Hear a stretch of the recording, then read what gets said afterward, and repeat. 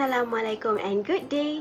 Our group will be presenting on the profitability analysis, which includes activity-based, distribution channel, and direct product profitability analysis.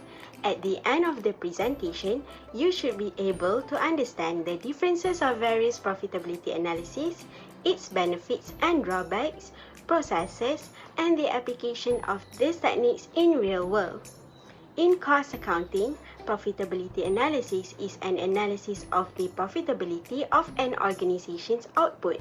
Output of an organization can be grouped into products, customers, locations, channels, or transactions. Activity-Based Profitability Analysis (ABPA) measures the profit or loss generated by a product or service line, and usually applied for large service organizations with several business lines, such as hotel and tourism. Since profitability differs among different customer profiles, this analysis divides the activities based on customers' various profile, highlights the strengths and weaknesses of each activity line, and help management to develop product and marketing strategies towards the most profitable customers and away from those unprofitable ones. Following the shift in business towards customer orientation, the concept of understanding customer and market segmentation is becoming a key to the improvement of operating performance. However, this source of data is not always readily accessible and might incur more costs for collecting of data, also time-consuming. Distribution Channel Profitability (DCP) indicates that both costs and revenues are driven not only by products but also by distribution channels chosen. The channel's profitability differs due to different costs incurred or different sales volume. There are various channels available that can be classified into two, which are direct and indirect. Direct channels are sales team, telesales, physical stores, and internet such as social medias and websites, whereas indirect channels means making sales through third parties such as retailers, wholesalers, resellers, agents, and dropships. Well, if you go indirectly, obviously these intermediaries will be taking profit, which means you gotta face a profit cut. But some businesses prefer to go indirectly for its convenience as customers can reach the products easily. What about direct costs? Of course, businesses choose this channel to eliminate the cost of the middleman being used to establish brand loyalty as well as to have a greater control over the products. However, direct selling would incur you more costs and increase the internal workload. There are several key aspects to be considered when selecting the best distribution channels for your business, which are the access to the customer base, brand awareness, competitiveness, achieving sales and market targets, speed of payment, and customer retention rates. Last and foremost, direct product profitability is a profitability analysis for retail products and categories. DPP requires the retailers to take into consideration all the direct costs that might incur on them to obtain the stocks, store and sell, such as transfer costs, warehouse costs, labor costs, and storage costs, which would make them have a different profitability. Retailers would prefer to sell the most beneficial products after taking into consideration all the direct costs associated to each individual product. DPP is useful for decision making as you will be able to rearrange the shelves to utilize space. However, as DPP is a cost-oriented approach, it does not consider the shifting preferences or behavior changing of the customers. So retailers might end up selling the most profitable product but with a low demand, which might result to losses if failed to sell. My friend Shaza will be further explaining on the processes of analyzing profitability according to these different techniques. Activity-based profitability is an analysis of profit generated or loss incurred by a specific product line or division in a business. So there are 4 steps in this analysis. So firstly, a business will need to identify how many activities it has with the purpose of making profit. A business will usually have more than one activities that contribute directly to its revenue.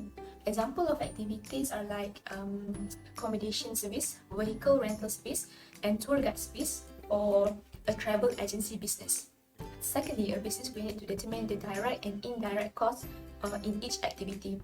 So direct costs are costs that relates to sales, such as raw material and labor, and these costs can be determined easily, while indirect costs are the overhead expenses that the business incurred, and these costs should be allocated accordingly using an appropriate technique such as the activity-based costing.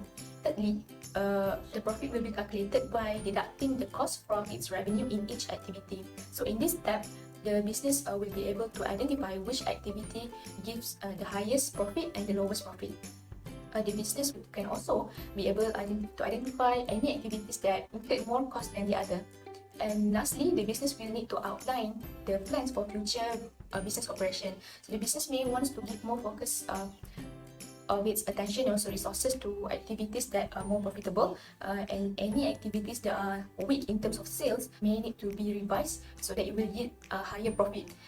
Alternatively, the business can also discontinue the activities entirely. Next, we're going to look at distribution channel profitability analysis. So the first step in this analysis is to understand the current channels that the business is adopting. So the business will need to evaluate whether their current adoption is actually giving worthy return of sales in their business. So the second step is the business will need to identify the distribution channel that could work the best for them in marketing its product. The business will need to understand the nature of product and also its ability to market those products. For example, a seller may want to sell its product directly to their customer using a direct channel because the nature of the product is perishable. So the third step is to determine the cost and profit that involves in this channel. In most cases, a direct channel will incur higher costs, while indirect channel will yield lower profit. Lastly, the fourth step is to rank the distribution channel options available. So the business will need to rank the options in order of preference and in which channel will give a better profit to the business. Next is the third profitability analysis, which is the direct product profitability analysis. So firstly, the business should determine costs of individual retail product that includes direct and indirect costs that we have discussed earlier. But not only that, the business will also factor in the handling cost from the time the product reaches the warehouse until it is purchased by the customer. An example of handling costs are like storage costs, loading of products, and also transportation costs. Next is to calculate the profit earned by the retail products. So the profitability can be calculated by deducting the cost from its revenue.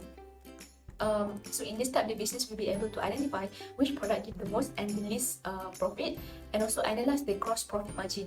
Last but not least, the business should outline plans to improve its profit margin. So a business will need to focus more on a product that is more profitable, and for the less profitable product, the business may need to revise either by reducing the cost or increasing the selling price to improve the profit margin. And I'll be presenting the article review for direct product profitability. First, we'll be looking at the article Inter-Organizational Costing Approaches, the Inhibiting Factor by Batut et al. What is it about? This article discusses and analyzes various costing methods used in inter-organizational relationships. This includes activity-based costing, total cost of ownership, and direct product profitability. As for direct product profitability, or DPP, it goes into the definition and background of the costing method. Previously, firms had simply relied on narrow measures to evaluate performances such as gross margin and gross profit. DPP was acknowledged as a pioneer method in the calculation of a broader scope of cost. However, there are inhibiting factors that prevented DPP and other costing methods from being integrated into an organization successfully. Due to the conflict of interest between buyer and supplier, these organizations were often reluctant to give out sensitive cost information, leading to inaccuracies in costing activities outside of the firm. This was quite concerning as DPP relied on such figures for accurate calculations. In addition, this also caused a loss of transparency in the business relationship due to the lack of trust. Next, we'll be looking at logistics cost management, Insight on Tools and Operations by Silva et al. This article focuses specifically on the use of costing models as tools for logistics cost management and compared them against each other. DPP's main area of application is shelf space management, a type of logistics cost. It's noted as a method that has received great acceptance in logistics cost analysis due to its detailed calculations. However, DPP has its weaknesses. One of them was the exclusion of certain costs, which included fixed overhead expenses and administrative costs. This prevented DPP from being utilized in the calculation of a company's overall costs. Additionally, DPP utilized an assumption of a static shelf space, meaning it did not reflect changes in shelf space. Therefore, it failed to reflect the results of any changes or the relationship between items, such as if individual items help to boost the sales of others. Despite its limitations, DPP is still viewed as a useful tool, with attributes that could complement other methods. For example, activity-based costing and total cost of ownership can both help to calculate costs that DPP excluded, to give a more encompassing view of the company's costs. In other words, DPP can be used alongside other costing methods to help to give a more accurate and wider scope of costs. Thank you. Now let's move on to the next part. This assignment, I need to review an article discussing on distribution channel profitability. The title of this article is The Impact of an Online to Store Channel on Demand Allocation, Pricing and Profitability. So first, we need to know what is online to store channel, or we call it as OS. OS is a channel where customer can order the product through online and then pick up the product at a nearby physical store. This article is to research the effect of an online to store channel on demand and profitability of a retailer who sells goods through multiple distribution channel to customer, which is first through online channel only and second through online and in-store channel. Alright, first, we will discover the effect or what will happen when the online to store channel is added to the retailer who currently is using online channel only for their distribution channel. So this article discovered that the demand increase. This is because the online customer want to reduce the shipping cost. When they buy through online, they will need to pay for shipping cost. So some online channel customers will turn to the online to store channel to reduce the shipping cost, thus reducing online channel demand. And then, new demand was created by the online to store channel. The new demand that was not there before can be created by the OS channel. As a result, overall demand for the retailer is growing. Besides the increasing in demand, the profit also increased. This is because the online price is higher than the online to store channel since there is shipping cost. When the online price or the shipping cost is higher, new demand from the OS will be generated. And then, online to store is more convenient than the online channel. Alright, next we will discover the effect or what will happen when OS is added to the retailers who are currently use online channel and in-store channel. In this article, they discovered that the demand increase. This is because the customers from the online and store channel will switch to the online to store channel, or we call it as OS channel. The retailer's total demand increases where its demands from the online channel decrease and its demands from the OS channel exceed the demand from the store channel. In this case, all the customers from the store channel will switch to the OS channel and some online customers will switch to the OS channel.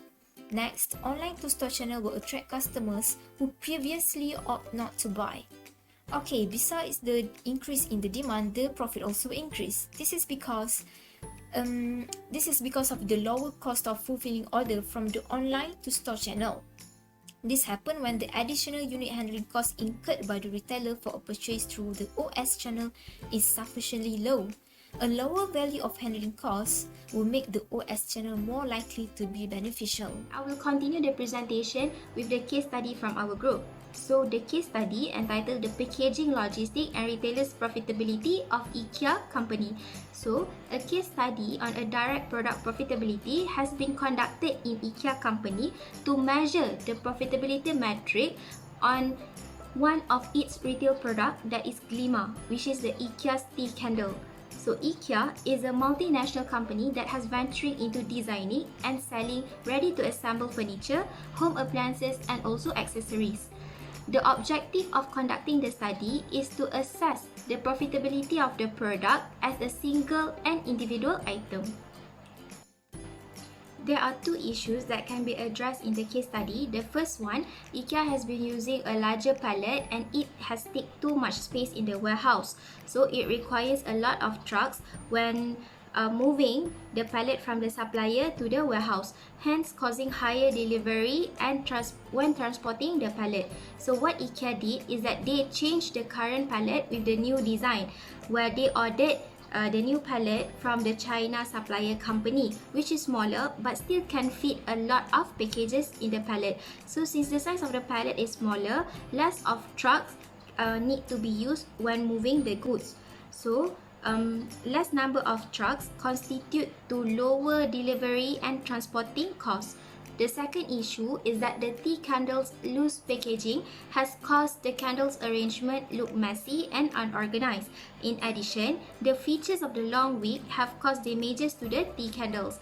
It caused the company to suffer loss as damaged glimmer cannot be sold. IKEA has joined hands with the German company to produce a machine that can manufacture the tea candles, candle cup and also the new plastic bag. They changed their current packaging from the loose plastic bag to an airtight plastic bag and cut the wick shorter. So, with the new arrangement, they managed to cut the direct cost of the product. This study shows that when the direct cost of the packaging and transporting are reduced, IKEA has recorded a significant profit margin in the sales of glimmer. Even though IKEA maintained the same selling price as before, but they still managed to collect the more profit as the cost is lower than before. This shows that management should make a thorough review on the supply chain of the product to reduce any unnecessary cost in order to provide reasonable value. I'm going to proceed to the last part, which is conclusion. Profitability analysis is carried out to evaluate the organization performance and financial performance. It is most commonly used as the primary measurement of operational efficiency of investment. Profitability analysis is one of the best approaches for assessing the productivity of capital employed and the operating performance. A study conducted on the first article mentioned on the DPP, which is Direct Product Profitability. It has been noted that DPP method can solve the dilemma of shelf space allocation faced by the retailers. DPP fit the logistic cost analysis as it can provide accurate and big picture on that cost. The management of shelf space allocation itself is considered as the logistic cost. The second article mentioned on the distribution channel profitability analysis. It discussed on the impact of adding online to store channel on the retailer's profitability from two different scenarios. The first one is product that only available online and also product available both online and in store. After all, adding OS channel is beneficial to the retailers only when the handling cost is low. A real case study conducted on IKEA company focuses on the correlation between logistic packaging and the redevelopment of product in considering about the impact of profitability. It demonstrates the effectiveness of the retail to clearly identify which area that need to be improved in order to gain better profitability in the business. Last but not least, profitability analysis have a huge impact on business to remain competitive in the marketplace, and this analysis aim at better understanding the relationships between key value drivers and helping the business to identify value creation path. That is all from us. Thank you for your attention.